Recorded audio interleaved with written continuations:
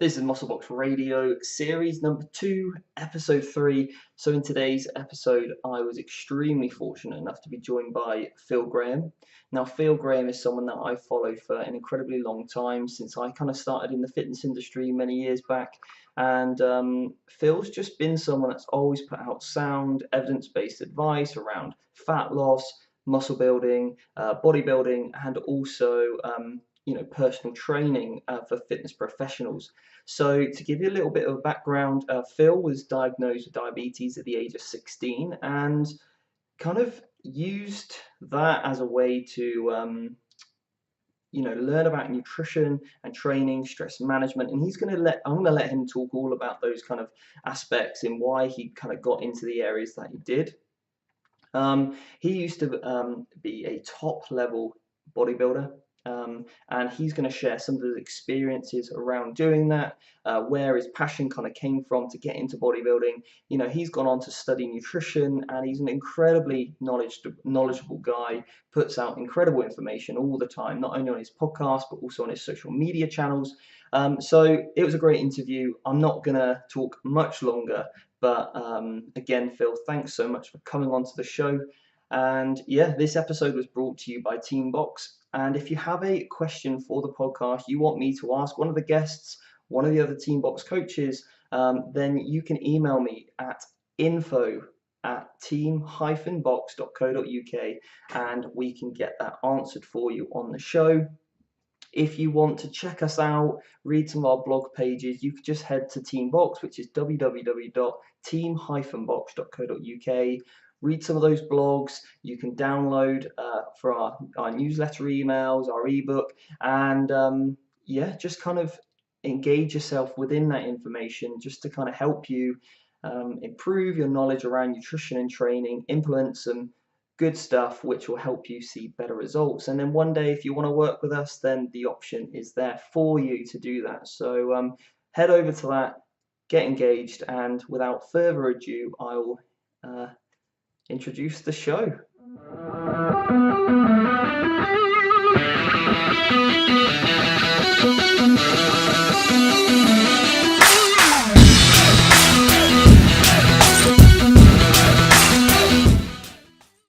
Phil Graham, how are you doing? I'm good, Stephen. How are you? Very well, very well. Thanks for coming onto the show. My absolute pleasure, buddy, and thank you for having me on. No, it's wicked, and when we first launched the podcast, you were always someone that I always wanted to get onto the show. So after meeting you at Body Power, I couldn't resist, pull you to one side and say, "Will you come on?" So no, thank you so much. That was the first time we met. Was it? Isn't that right? Yeah. Yeah, definitely. Yeah, and obviously you were speaking on the Academy stage, weren't you? What was your talks about? Basically, I was talking to personal trainers on how they could develop their business. A lot of personal trainers now don't have the necessary skill set in terms of coaching acumen, business acumen to scale and grow their business. So I just wanted to touch on some of the biggest mistakes that I see when I work with personal trainers. And we'll get into, I'm sure, what I do throughout the podcast, but I'm in contact with a lot of fitness professionals over the course of a year, and it's interesting to see some recurring patterns and problems that happen to these individuals whenever they first set up their individual businesses and try to grow them or try to expand them with various different products or services. And a lot of the same mistakes are made reoccurringly, and it's interesting that it's pretty similar across the world, not just in the UK but all over the place, United States as well. Yeah, it's a huge thing, right? I mean, I've for the last 12 years or whatever been coaching now, and you specialize in nutrition, but all of a sudden you land yourself, for me, in an online business where I need to learn about marketing and Google Analytics, and I'm like, that's mine now, where I need to kind of master in order to grow my business more. It's a minefield, isn't it? And especially for the PT, there is so many more things than just hammering a client in the gym. And I mean, at the end of the day, it's your responsibility as a coach, as a fitness professional, to let people experience your service and see what's available on offer. Like I say in my seminars, being invisible is worse than feeling. So, if you don't understand all these particular aspects of how to get your name out there, as in marketing, you're creating business where it didn't exist before, you are going to fall short, especially nowadays when you have literally so many different platforms for you to go out and have a voice. So, like 5-10 years ago, you didn't have Insta stories where you could literally just flick your phone on and suddenly, get talking to 2, 3, 4,000 people and, deliver a message, advertise your products. It was a lot harder than that. And, everybody nowadays is spouting off the same thing, right? They're taking particular nutrition and training information from somebody else who's maybe an influencer or an authority within the industry, and then they're putting their own twist on it. And, you can even see certain trends nowadays in the whole personal training industry, marketing side of things, where everyone's copying on the likes of these infographics nowadays and all those kinds of things. And like I said, everybody's copying everyone else. So, you need to be very unique in what you do and be able to stand out within the industry. And that's only going to come through, a unique message that's backed up by proof, and also a great personality, because a lot of the reason why people will do business with you is because of your personality, your backstory, how you relate to them, how they relate to you, whether or not they trust you, and all of these things need to be considered as part of marketing yourself as a personal trainer. And whenever I first started in my whole personal training career, I didn't understand any of this. I was just so interested in getting client results. Yeah. And that can be great because, if you're getting results, people are obviously going to find out who you are, and it's a great way to market yourself. But there's so many other avenues to do it, and it even comes with providing value as well, giving a good quality information, good quality tips that are making people rethink their nutrition and training strategies. Yeah. And, as a business owner, it's your utmost duty to go out of your way to do that, because, if you can generate an income off people that are interested in your stuff, then it's allowing you to learn more, it's allowing you to expand yourself and help more people. And I think the whole topic of marketing can be quite a shady topic for a lot of people to talk about. But, at the end of the day, if you need to influence people or manipulate people into doing business with you, you haven't really got a good quality sound product. So it's extremely important that you know your stuff. It's extremely important that you're portraying it in a way that your ideal customer, what their problems are, how you can gain their trust, and that you deliver it in an easy and practical way. And a big problem that a lot of personal trainers have is they communicate only to other personal trainers within the industry, and they're not really interested in the client, and they'll talk in terms of academic or scientific knowledge, and again, it completely renders as useless to the client whenever they're reading it on your Instagram story and all that kind of stuff. So, it's very important that you learn the language. It's very important that you learn the common issues. It's very important that you use the tools and applications. But most importantly, your why behind everything you do. And it's very easy as a personal trainer to get caught up on all these tools and applications, just like it is with strength training. It's very easy to get caught up on the latest Fitbit or the latest weightlifting belt, rather than actually look at, right, what am I planning to do here? Why am I doing it? How does it fit into the long-term plan of that client? Yeah, how does it fit in? And I think that all boils down to, personal values and mission statements and stuff like that. I think it's very important to have those, and, not be afraid to refine those as well over time, because a lot of people are afraid to change their mind. And, a lot of nutritional stuff that I was spouting off in my earlier days, but upon reflection now, I've changed my mind, and I've changed my mind because I've learned more information. Yeah. And that's a big thing that a lot of trainers aren't, willing to own up and take ownership of. Yes, actually, a little feature we have on this podcast is something you would tell your younger self if you were to do it differently, whether it's like a bit of a mistake you made of your nutrition or your training. So we normally do it at the end, but now's a good time. So if there was one thing you could go back and say, Phil, why were you doing that? That was unnecessary or extreme or not fit for purpose. What would it be, do you think? I think back in the earlier days, I would have definitely started talking a lot more about what I was doing, instead of just letting it be seen by results and stuff like that. The results did the talking, but I know I could have propelled my business a lot more if I was to take an active interest in blogging or video blogging back then when it wasn't really big, because that would have allowed me to scale a much larger following and display my message to that. Whereas now, when you're trying to stand out with that, it's a very white noise atmosphere, and you're trying to literally put out information there that is going to get washed down. So you have to be very unique. But you look at anybody who's built a really big, high quality YouTube following or blog following. They were blogging for a long time before all the social media craze started. And to get out there now and really, really try and make a massive difference is going to require an awful lot of firepower. Like you said, things like Google AdWords, Facebook advertisement, and not a lot of personal trainers have that investment to make. And the only way that they're going to get recognized is by putting out incredibly good quality content. That's shared and repetitively do that week in, week out. So, for a personal trainer starting out now, there are so many more challenges to building a successful career than there were. Yeah, no, that's it. You've hit it. And there seems now to be an entire growing market of business people trying to attract more personal trainers to go to their business, if that makes sense. So it's a real... the thing about all that, is one... I see the same thing with, the academic side of the personal training industry. Again, being very flamboyant with research claims and stuff like that. But the reality is, one, the business gurus have never been PTs. They've been field PTs. They say they've maybe coached, but they haven't. Secondly, a lot of the academic individuals, and I would consider myself part academic because I've studied nutrition for 6 years, done my postgrad, been in my masters, all that kind of stuff. I've been through the whole academia world. A lot of those guys do not get results with their clients, and at the end of the day, this is a results driven business, and results are absolutely essential. And if you're a field PT, you got to ask the question, well, why did your business fail?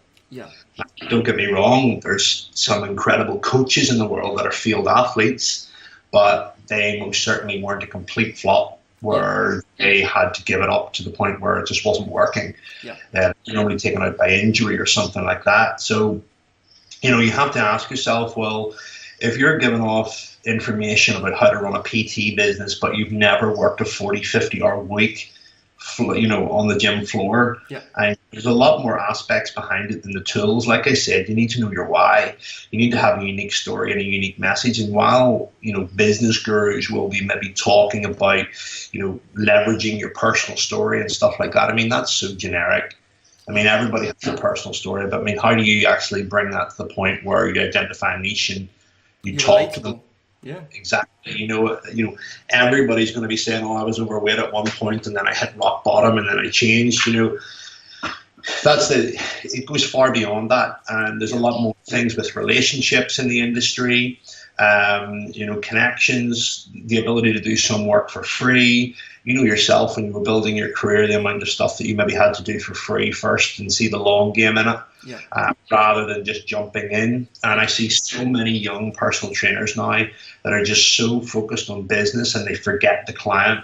If you approach your business from the perspective of the client is the most important asset to my business. If I over-deliver, they will want to talk about me all day long. If they talk about me all day long, they will tell more people about me, and I will attract more business. And then it's up to you to have all the necessary content and information and results to provide compelling proof that you know what you say you do. Because that's like your passive kind of marketing, isn't it? When you've got 30 people going around shouting about you all the time to their friends, and if they're getting great results, they might be in the office and someone goes, oh, you're looking a lot leaner or a bit trimmer, and what diet are you on? And they're like, oh, I've just been to see my PT Phil and he's fantastic, you should go see him. They check you out and you've got great information there, a really good blog post which they really resonate with, and they go, oh, actually maybe I'll book in a session, a consultation, and if you make them feel welcome and just that they are,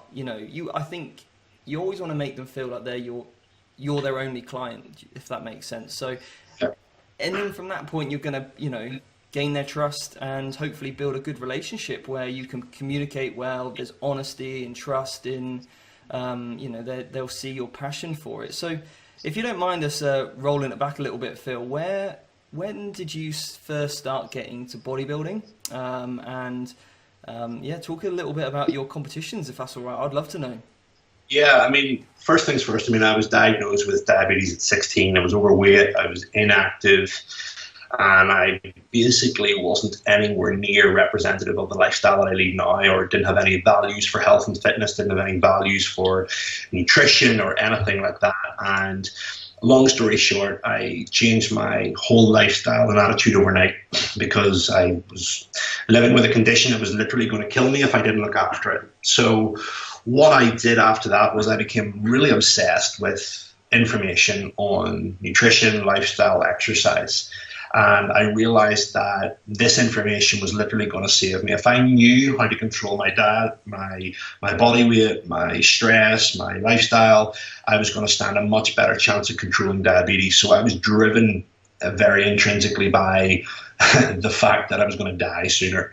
So I got stuck into the books. Went to university. I studied nutrition for 6 years. I worked in the health service. I'll not give you the whole background to that. Exercise physiology, biochemistry.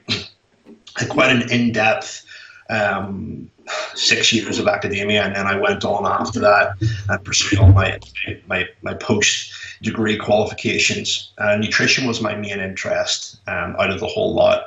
Not biomechanics, it was nutrition, physiology, biochemistry, and biology. All those things really, really fascinated me. And being diabetic, I have a problem with my metabolism whereby I don't produce any insulin as a type 1.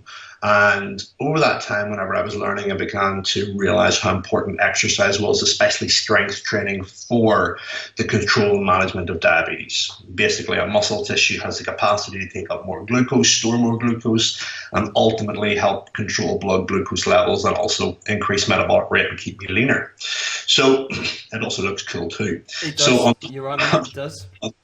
On top of that, I began training, and I tried to search the internet. I tried to search everywhere for information on building muscle and diabetes, and there was nothing. So I literally went balls deep into the physiology textbooks, into my lecturers, into my seminars, all the stuff that I was studying at the time, and learned everything I could about muscle tissue, hormones, you name it.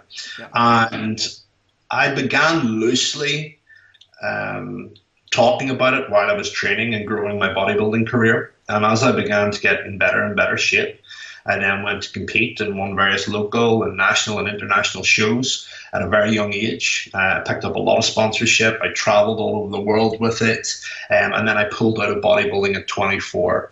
And the reason why I pulled out of bodybuilding at 24 was because during that time period when I was working in the health service and also bodybuilding, I began to pick up a few personal training clients. And this was not a business agenda. This was literally people asking me for diet advice, training advice, because they had seen what I had done to my own body. And I was always chiming in conversations and talking about nutrition and talking about, different supplements. And I was just becoming known as the go-to guy in the gym for information and knowledge. Yep.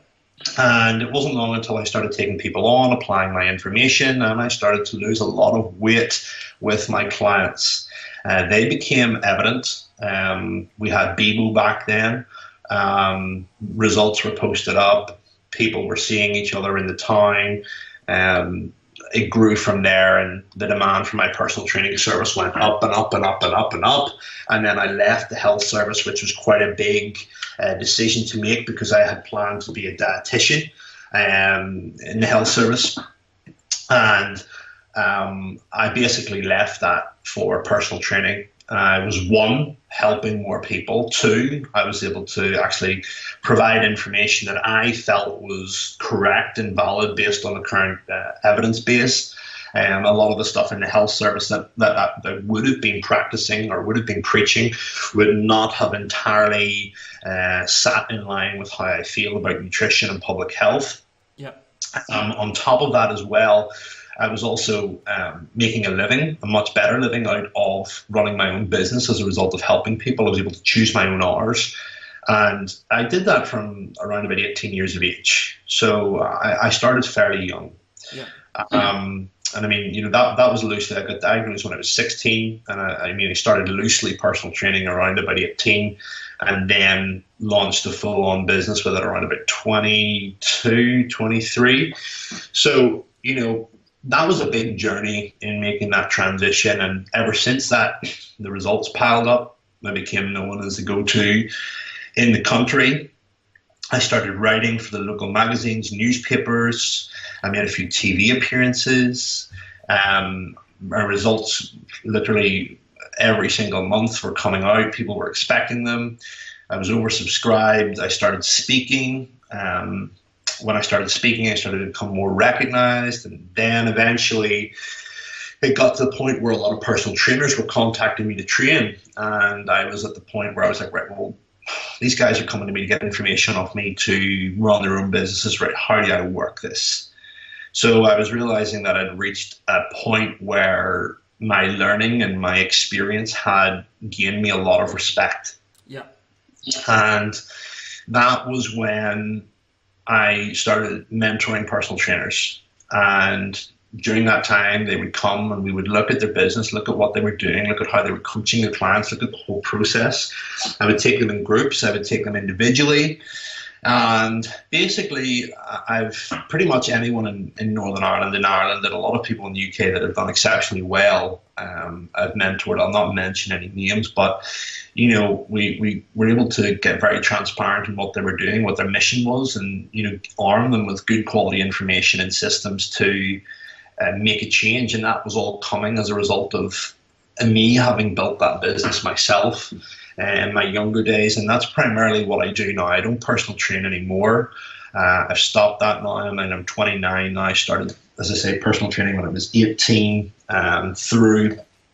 And I currently don't bodybuild anymore because I just don't have the time to invest in the sheer amount of concentration and focus that the sport requires. Don't get me wrong, I still miss bodybuilding every single day, but I know that if I were to participate in it, I would need to be all in. I'm one of those individuals. I couldn't go in half-heartedly. And secondly, as well, I'm getting more value in my life doing what I'm doing now with my business. And so you don't miss the bright red sparkly thong then and getting all tanned up? No, I mean I do miss being in show condition, but I still look after my physique. I still have principles that I live by with nutrition, with training, all of those things I still live by. And I don't let my body fat drift too much. I partake in a lot more activities now that support health. And I look after my mobility. I do a lot more stress management now. My nutrition and training is a lot more flexible. I listen to my body now a lot more than I did back then. And, it's about complementing my life now, not making it more complicated. And bodybuilding is one of those endeavors where it's always bigger and better, leaner and better. And sometimes you can render a lot of the natural signals that are coming from your body obsolete when you just want to use pure and utter willpower to get a goal achieved. So, it was a great journey. Bodybuilding taught me an awful lot of discipline, which I've now brought into my business. And, that was going to be my next question. What have you took from it? Yeah, from bodybuilding, in order to achieve anything, you need to be going all in a sense that, it's what the bulk of your daily thoughts should revolve around. It's what the bulk of your planning should revolve around. If you have a primary goal in life, at whatever stage you're in, it should occupy your thoughts, your expenditure, your focus, and everything like that. And that was a big thing for me. And, if you want to be great at something, you have to be literally involved heavily. Yeah. Obsessed is a word most definitely that could be included in there. And, if you're wanting to reach peak physical development, you have to be partaking in every single process that's going to get you there. Yeah. Nice, that's brilliant. And that's so true. Like I always say, bodybuilding's taught me so much. and now I try and apply that to every day. You know, how do I be better today than I was yesterday? And that's that whole philosophy of bodybuilding, isn't it? It's just constantly striving to be better than you've ever been before. And, you know, it's now become extremely popular to compete. There's more people coming through, doing new shows and things. Yeah, I mean, back then it wasn't bodybuilding or fitness modeling type stuff was not overly popular. Yeah. I mean, you know, bodybuilding now, especially, is a thing of the past, I would say, in the sense that, you know, it's becoming a lot less popular, and the whole fitness model physique based thing is coming in. And, you know, it's important that people learn to move with the times. And again, there's things that are trendy, and they fall in and they fall out. But I just think bodybuilding now is just unfortunately faded out.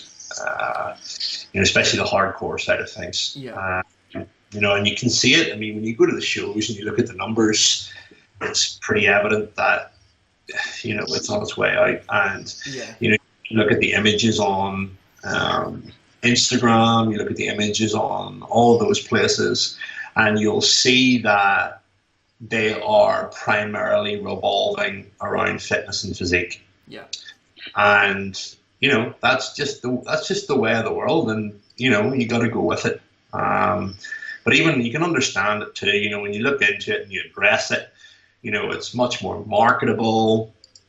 Not to say it's as healthy, because both you and I know it's, you know, it's what you're cut from, and a lot of individuals that are competing in physique just maybe don't have the genetics or the sheer bulk or size to compete in bodybuilding. But it's equally just as much effort and as much risk in terms of health and time management and all those particular aspects. Yeah. So, you know, that's a thing that you need to bear in mind. Yeah, no, definitely. So I've got a couple of questions for you, if that's all right, because for me, what I want to kind of, if there are people listening and, you know, they might be, you know, suffering from diabetes, or they might be working with someone with that condition, how would you manage someone's diet over the course of a time period? Let's say they want to do a photo shoot, or they want to get lean for a holiday, some sort of like time element. What would be your kind of nutritional strategies, or just some top tips for someone that is looking to, you know, get a little bit leaner if they have, you know, type 1 diabetes? How would you manage those changes in the diet? Well, I mean, first of all, you need to look at some of the main principles and factors that are behind diabetes. And, you know, it depends what individual you're talking about, whether it's type 1 or type 2. Yeah. But somebody with type 1, let's start there first, does not produce insulin. And as a result of that, has problems with the organization of the metabolic fuel in their body. So they have problems with glucose metabolism, protein metabolism, fat metabolism, everything. Now, that can be corrected when blood glucose levels are controlled through exogenous insulin use, injectable insulin, the medication, or exercise, lifestyle, stress management. All of those things complement together to control blood glucose. Yeah. Okay? Now, whenever it comes to getting somebody lean with type 1 diabetes, the same principles apply as they would with you. Okay, it's about energy balance. Now, the problem is with diabetes, it's a disease of undernutrition. So whenever it's poorly controlled, the calories that you can consume from food are not put where they should. They're leaked out in the urine, they're leaked out in ketones, and whenever blood glucose levels are poorly controlled, we also see things like an increase in muscle protein breakdown catabolism. So we can waste energy. On the other hand, when we take too much of the exogenous drug, what can happen is we end up over-consuming calories. And again, that obviously depends on the food environment, where the individual takes a hypoglycemia, low blood glucose, and has to reach for something sugary. Now, there's a big difference between using my favorite, well, I use fruity Mentos to get me out of a hypo, and you know, if I was in a restaurant or something and I could only access a bit of fudge cake, there's a massive difference in calorie expenditure. Yeah. And a lot of individuals with type 1 diabetes are not aware of calories, and they're not aware of, you know, the fact that, right, okay, I've taken a hypo, I've corrected myself, but, you know, they've overlooked the calories. Exactly. Yeah. So this is important stuff that you need to realize. Okay, so again, all of it needs to be controlled. It needs to be tactfully measured. Weight needs to be monitored. All of those things need to be watched closely and then tweaked and fine-tuned over time. Yeah. Okay. If they're not, then there's issues. Yeah. So you need to bear this in mind. And do you then think there is a what you've learned about timing of nutrition and those things, because they are going to become much more important, aren't they, in those sort of situations? Does that influence the way you work with someone without those conditions? Would you still put a priority on nutrient timing or monitoring blood glucose levels or anything like that?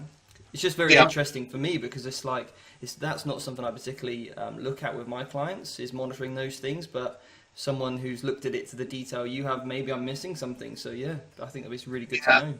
Yeah, I mean, nutrient timing is obviously important in the sense that whenever an individual is taking a hyperglycemia, it's imperative that carbohydrates are given immediately. Yeah. Okay, otherwise the condition will get worse. Nutrient timing is also important during hyperglycemia when we need to postpone carbohydrate or protein consumption to avoid an increase in blood glucose until exogenous insulin has been administered to bring blood glucose levels back down. Yeah. Okay, so nutrient timing in that sense is important. You could also argue for protein timing as well, because protein can also increase blood glucose levels. And I know for a fact that whenever I was dieting, I will not get too advanced with the nutrition side of things in terms of amino acids and blood glucose response, but I was able to bring my blood glucose level out of a hypo by consuming particular amino acids like leucine, which were much lower in calories than the likes of, Lucozade. And I was still able to maintain my calorific intake and my expenditure and everything to achieve fat loss. I was also able to consider the fact that I could bring a meal earlier and have this meal at the time of the hypo, and again prevent me from over consuming. Nice. Does that make sense? Yeah. So all of those things are pretty damn important whenever it comes to achieving success in anything you're doing with diabetes. But monitoring your calories, looking at everything, watching, assessing, tweaking, and most importantly, knowing when your body is responding to a set strategy and knowing when it's not. And there's so many factors that affect blood glucose levels.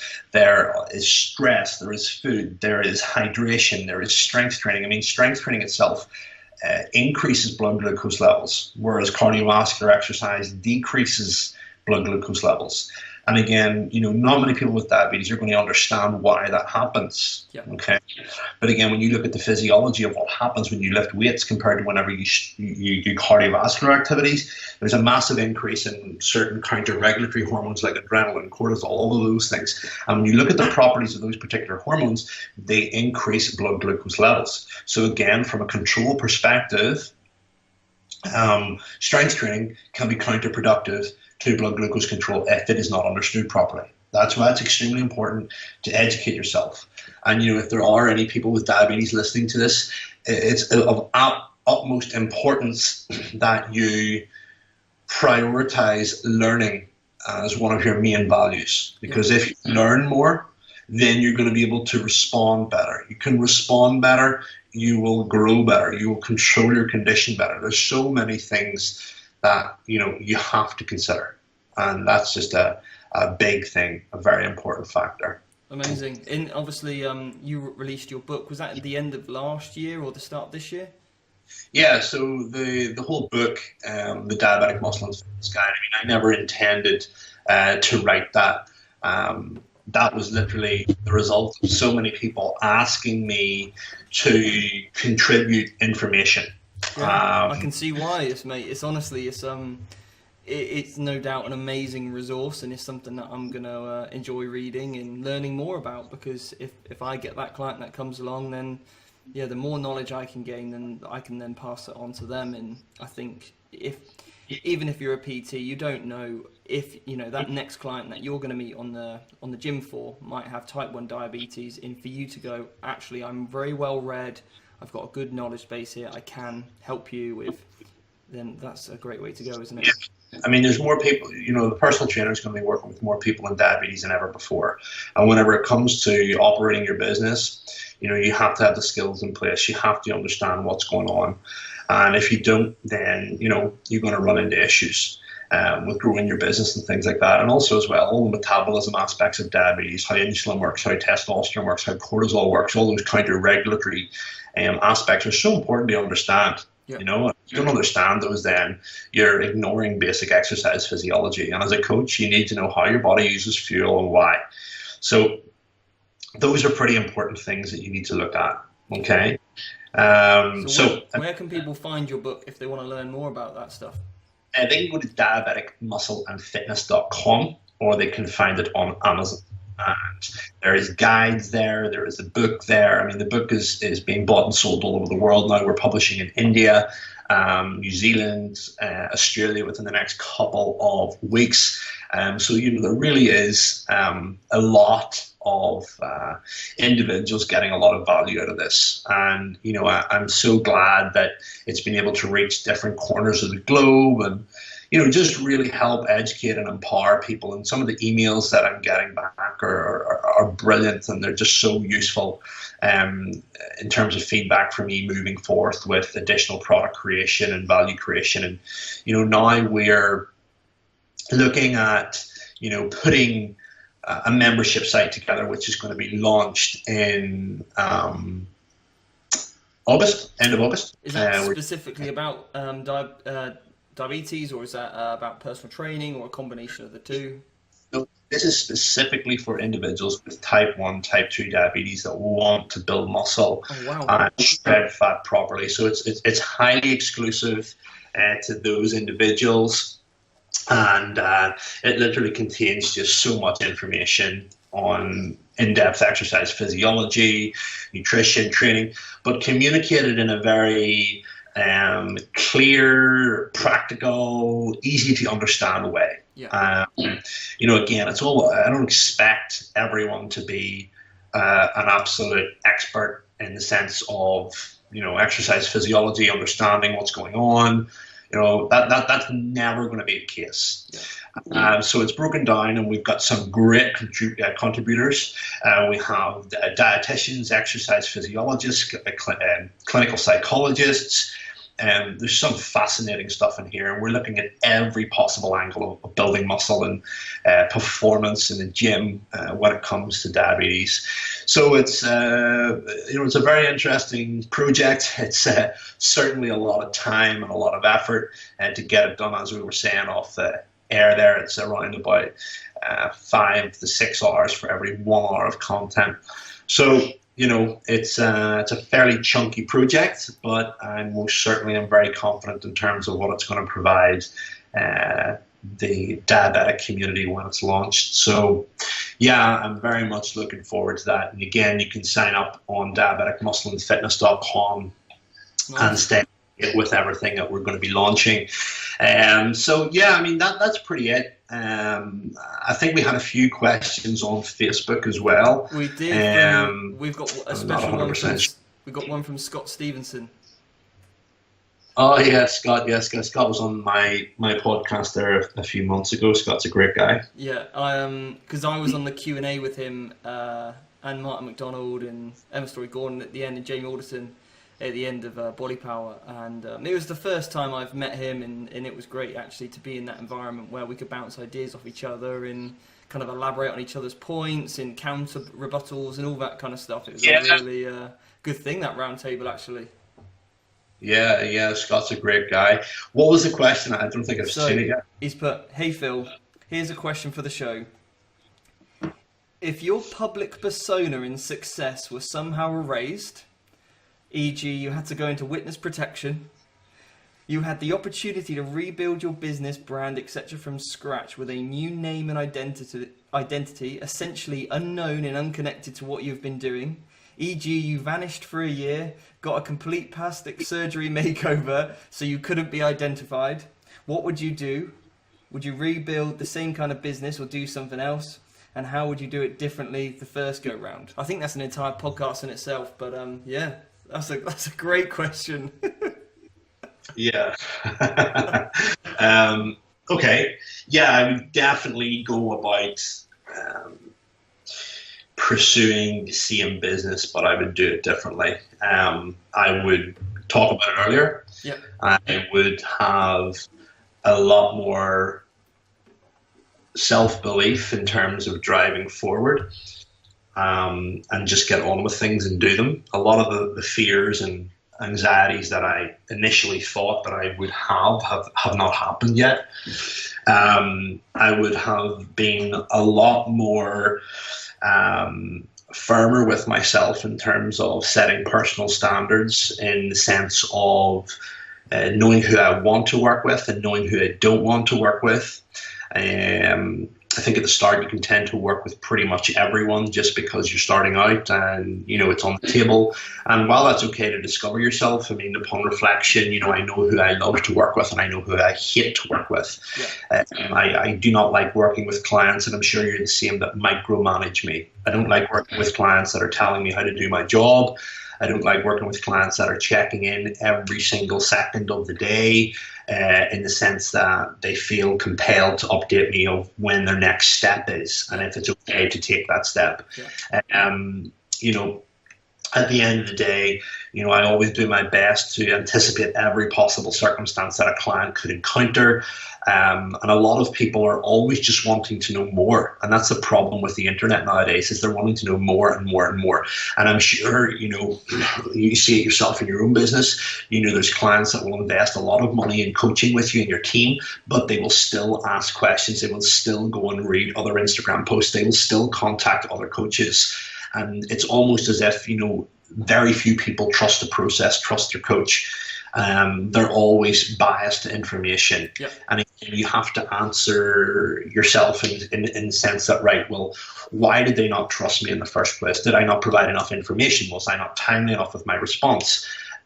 All of these questions need to be answered. And that leads me to another point. I would ask myself better quality questions. You can get yourself out of a rut. You can get yourself out of confusion. You can build yourself a bigger, better life if you ask yourself better questions. Yeah. And you gain perspective on things. And that's another thing is knowing who to do business with and who not, but also knowing where your battles lie and where your battles don't lie. Yeah. And the big difference between responding and reacting. And knowing that the majority of people that resent your success are only seeing in you what they do not see in themselves. Whereas you can never see that from somebody who is more successful than you. It will be critical evaluation. Yeah. And that's a big thing that I wish I would have honed in on earlier on in my life. I mean, I was 18, I was 19, 20, and I was running a very successful business. And not many people that were twice my age, that were, still stuck for hours, still stuck for everything, were liking that. And, I put up with a lot of negativity. I put up with a lot of sarcasm, a lot of, underhanded jokes and stuff like that whenever I was growing my business. And I took some of these personally. And, looking back upon reflection, those individuals are doing the same thing or worse. Yeah. And I'm sure as a young man yourself, you've experienced that. And it's very important that you just keep your head down and you keep going. It's very important that you know your vision and you know your purpose and you constantly refer to that. So my two purposes in life are, the first one is to help improve the lives of millions of people with diabetes around the world. And the second one is to educate and empower at least 100 million fitness professionals to improve the quality of their business and help more people. So they're very crystal clear to me. And I always refer to those particular purposes whenever I'm asked to, do you want to go to this? Do you want to do that? Do you need to react to this? Do you need to? So again, I ask myself and use that as a framework to base a lot of decisions off. So, it's very important that you have that purpose. And I mean, it's very easy to say, I wish I had that back then, but, it's all arrived at a point now where I can reflect and put that up. So. Right, that's amazing. Honestly, it's like, yeah, I mean, even from talking to you today, I've picked up some new little bits and some nice things. So you've certainly influenced me just talking to me today. And, and I think what you touched on earlier, just very briefly, I know I'm taking up your time now. So what you touched on earlier, which I think so many people are guilty of, is when you are young in the industry and you are learning more, the more you learn, the more you realize you don't know. And then that's why you end up with doubt and you think, oh, maybe I won't post that. But actually, they're the type of people that we need posting and talking about it, because they will be the ones that will continue to grow and learn and, you know, become, you know, extremely good in their field in practice. And I doubt myself every day. And I think that is a good thing, but sometimes you do. That's one thing I need to kind of tell myself more is, Steve, no, you can do it, you know, and have that confidence. The best social media posts I've ever put up have always been the ones don't put them up. So, you know, again, but that, you know, like, you know, for everyone listening, I mean, when it comes to self-doubt and things like that, there's normally 1 to 3 people inside your head that you're only focusing on, thinking about, that are holding you back from doing that, primarily. And again, just look into what they're doing, you know, and like I always say to any PT that I mentor, you know, if you're working with someone, or sorry, if you're overthinking about someone and what they're going to do or say about your business, realize this: they're never going to do business with you anyway. Yeah, they're going to buy off you anyway. And the fact of the matter is, and this is so true, it's the people that don't like your photographs. It's the people that don't say well done. It's the people that are on your Insta story but never interact with your content are the ones that really you need to keep an eye on. Yep, definitely. I can relate to that. Anyway, Phil, obviously I'm conscious of your time. And where can people find you? Where's the best place for them to go? Is it your website? Yeah, so phil-graham.com is my main website. I have Elite Muscle Radio on iTunes, and then also anything diabetes related, diabeticmuscleandfitness.com. And again, you can find me on Facebook, on Instagram, and all the usual feeds. Just type in Phil Graham or Diabetic Muscle and Fitness, and you will find me. Yeah, the next podcast of yours I've got to listen to is the one with Scott. I'm looking forward to that one. Yeah, it's a great one. Thank you very much, Stephen. And I know how much time these podcasts take up for yourself, and you know, it's great that you're contributing some really, really nice information and valuable information to your listeners, and I hope they appreciate that too. So thank you, Stephen. Phil, thank you very much, mate. And see you soon.